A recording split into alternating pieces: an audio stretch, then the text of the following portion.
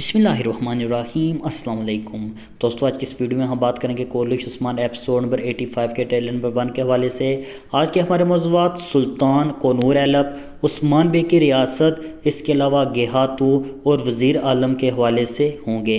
तमाम तर अपडेट के लिए मेरे यूट्यूब चैनल को ज़रूर सब्सक्राइब कीजिएगा और तमाम तर मालूमात जानने के लिए वीडियो को एंड तक ज़रूर देखिएगा। दोस्तों, जैसे कि ट्रेलर में हमने देखा, सुल्तान काई कबीले जाने की बात कर रहे हैं। यकीनी तौर पर सुल्तान को मालूम हो गया है कि उस्मान ही वाहिद शख्स है जो कि रियासत की बका के लिए कुर्बानी दे सकता है और वही वफादार है। इसी तरह ट्रेलर में हमने देखा वज़ीर आलम शाह कोनूर ऐलब को पकड़ लेता है। उससे मालूम हो गया है कि कोनूर मेरे साथ गद्दारी कर रहा है जबकि उस्मान बे का साथ दे रहा है।